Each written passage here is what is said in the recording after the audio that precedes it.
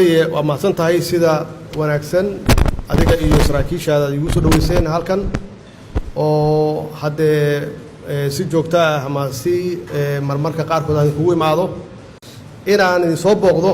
oo aan xog wareysano oo aan xisaabtano maalintii halkan aan ku soo booqday April 12keedii sida xasuustaan si fiican baan wada hadalnay waa xog wareysanay xog wareysiga waxaa ka dhashay in ay sheegteen dhaliilaha jira iyo sida la rabo dhaliilahaas in loo saxo hawlaan kala qaadanay hawlihii aan kala qaadanay hadda 2 sano weeye waxaan halkan maanteeda ku weyd inaan xisaabtano cidii ka soo baxday hawsheeda iyo cid aan ka soo bixin aan dib u fiirino wixii dhacay wixii khaldamay aan isla aragno sidaan wax u sixi karno 2 sano soo socotana aan soo diyaarino waa xasuustaa qaarkiina waxaan laga yaabaa in xasuustaan waxaan ku wada hadalnay waxaad ii sheegteen dhibaatooyinka iyo duruufaha jira duruufahaas haddii la xaliyana muddo 2 sano ah dalka in shabaab looga xoreynayo anna waxba ay farteen inaan ka soo baxo anna waxba idin faray meeshaas waxaan ku kala qaadanay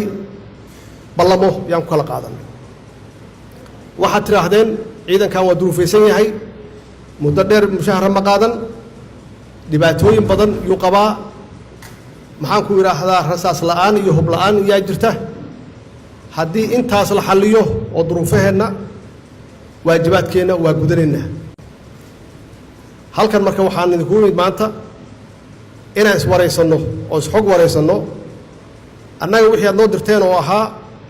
duruufihiinna inaan meel saarno oo ay kow ka ahayd mushaharaadka raashinka oo taxano ah oo aanan ahayn sida taqaaniin wax talantaali ah ama bildhaaf aanan ahayn oo aad noqotaan dee saraakiil sugta ama ciidan suga guud ahaan mushaharaadkooda xuquuqdooda wakhtigii loogu talagalay in ay qaataan waajibaadkaas yaadna saarteen oo waxaad tidhahdeen annagana waa ka soo bixinaa inaan cadowga ummadda soomaaliyed ka dulqaadno intaas ma xasuustaan weliba saraakiishii markaas joogtay taliyayaashii markaas joogay waxaan u sheegay waxaan la wadaagay khibraddayda marka 7 sano ka hor markii aan prime minister ka noqday ay shabaabku madaxtooyada hoosteeda iyo baar bulsho ay joogeen in duruufahan aad sheegteen oo kale ay qabeen oo markaasi taliyayaashii aan u yeeray oo iyo weliba amisom ay ii sheegeen intaad ii sheegteen 2 sano ka hor waxay ii sheegeen in ciidanku mushahar lahayn in raashin uusan lahayn haddii intaas loo xalliyo oo duruufahaas iyo dhibkaasi ku jiraan la xalliyo muddo 3 bilood ah inay xamar kaga saarayaan shabaab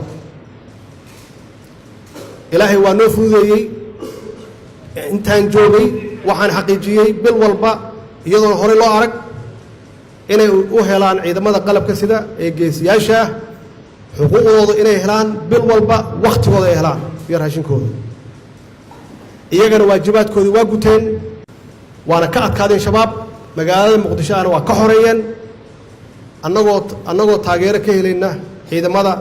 amisom ee markaas joogay oo ahaa ugandeyska iyo burundeyska hadda markii 2 sano ka hor aan ballantaas qaadanaynin waa idinkaga warramay waa idinkaga xog warramay arrintaas waxaan idinku yidhi 2 sano ma idinku yartahay waxay igu tiraahdeen dareeska qaado iclaami dagaal 2 sano waddanka ku xoreeynaa haddii aad ka soo baxdo waajibaadkaaga maanta waxaan halkan la taagnahay marka 2 sano marka laga gooyo 2 bilood hadda 3 bilood oo hawlo kale ay bilowdeen si joogto ah bil walba ma u helayseen raashinkiina iyo mushaharaadkiina ma u helayseen ciidamada qalabka sida khaasatan ciidamada xoogga bil walba ma u helaayeen idinku aad taliyayaasha u tihiin bil walba joogto ma u helaayeen hadda ogaada wax hore loo arkay ma ahayn waana waxaa iga filayseen aniga kow waad ogeydeen taageerada aan u qabo ciidanka xoogga iyo guud ahaan ciidanka qalabka sida oo inkastoo aysan badnayn mushaaharaadka qaadataan ay aad u yar tahay oo ay ahayd budget aan ugu nimid weliba $50 yaa la qaadanay saax u xasuustaan oo bildaaf $100 yaa lidin siinay horay $100 yaan ka bilownay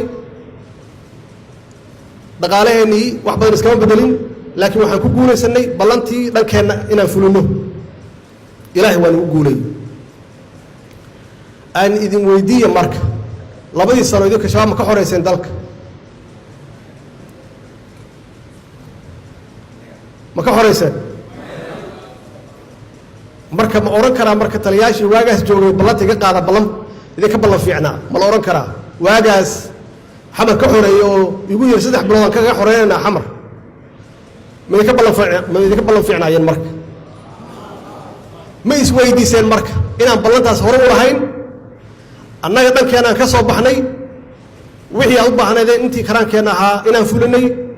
laakiin idinku weli aydan xitaa igu soo noqon oo aydan odhan waktigii waa nugu yaryahay qorshihii iyo maxaan ku idhaahdaa iyo balaankii aan bedelno waktaan u baahannahay weliba waxaad igu darteen rasaas iyo hub ma haysanno taasna waa fuliyey iyada naftigeeda alxamdulilah maanta dhib kama taagna arrintaas arrinta hubka iyo rasaasta dhib kama taagna arrinta raashinka iyo mushaaharaadkana dhib kama taagna arrinta caafimaadkana dhib kama taagna soomaaliyana waxaa haysta cadow aad u fara badan mid dibadeed iyo mid guda labadaba waa haystaan midka dibadda soomaaliya inay istaagta lama rabo sidaan inaad ku jirtaan ayaa la rabaa maxaa yeelay meesha aan ku naalno nimcada aan haysanno noloma ogola waxaa la rabaa in nalagu maamulo intaas adduunka oo dhan wax alla wixii kaa xoog badan yaa raba inay ku maamulaan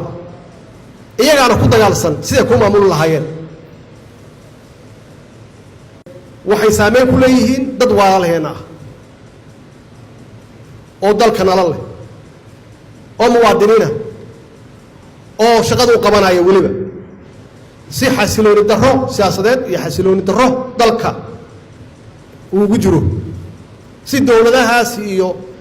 dadkaas shisheeye ay uga helaan wax alla waxay rabaan waxa la rabo oo sida aan nahay hadda ay tahay inaan ku jirno waxa weeye danta laga leeyahay waxa weeye wax walba oo nalaga rabo inaan yes niraahno oo qabkii iyo dadnimadii iyo damiirkii Soomaaliyeed aan meel iska dhigno sharafkii Soomaaliyeed aan meel iska dhigno sababtana waxa weeye dal waxa cudud u ah oo xoog u ah ciidankiisa u ah